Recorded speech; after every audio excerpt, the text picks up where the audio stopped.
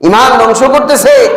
বাপ দাদাদের সেই রক্তে রঞ্জিত সেই লাল সবুজের পতাকা তেমন লক্ষ্য করা যাবে না, যত লক্ষণীয় হবে আমার দেয়ালে, কালবোর্ডে, ব্রিজে, রাস্তার উপরে, গাছের উপরে, তারের খাম্বার সাথে, বাড়ির ছাদের উপরে, পুকুরের কিনারায় যত আর্জেন্টিনার পতাকা, যত ব্রাজিলের পতাকা, জার্মানের পতাকা আপনি লক্ষ্য করবেন।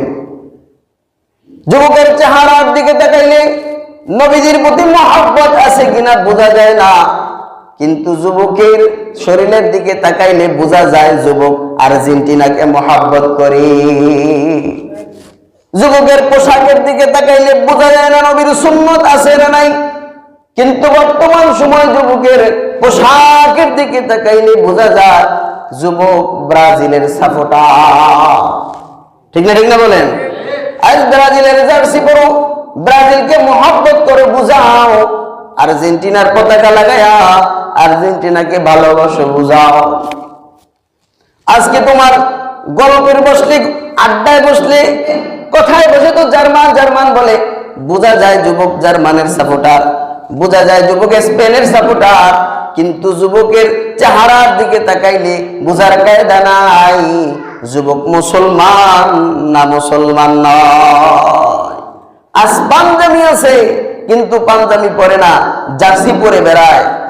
আজ তুমি কার জার্সি গায়ে লাগাইছো? কোন দেশের পতাকা বহন করতেছো নিজের শরীরে? কোন দেশের পতাকার পিছনে তোমার নিজের কষ্টার্জিত উপার্জনের অর্থ খরচ করতেছো রে যুবক? ওই দেশের ইতিহাস তো তুমি জানো না। স্পেনের ইতিহাস যদি মুসলমান জানতো, মুসলমান স্পেনের পতাকা কিন্তু না।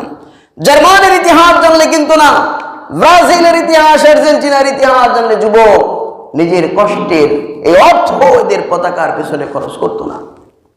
জানো কি যুবক, আর্জেন্টিনার খেলোয়াড়দের শরীরের মধ্যে দেখবা, হাতের মধ্যে দেখবা একটা চোখ আঁকা আছে। কয়টা চোখ বলেন? একটা চোখ আঁকা আছে। লক্ষ্য করে দেখেন, হাতের ভিতরে চোখ আঁকা, বিভিন্ন অঙ্গে রানের ভিতরে চোখ আঁকা। এক চোখ আঁকিয়া মেসি কি বুঝাইতে চায়?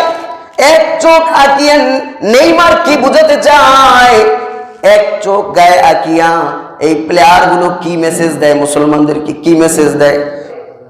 দাজ্জালের এক চোখ থাকবে। বলেন দাজ্জালের কয় চোখ থাকবে? এক চোখ থাকবে। ইমান ধ্বংসকারী কাফের সে দাজ্জাল মুসলমানের ইমান ধ্বংস করবে। তারই একটা মেসেজ আজ বর্তমান জমানায় ফুটবল খেলার আয়োজন প্রতি 4 বছর পর পর মেসেজ দিতেছে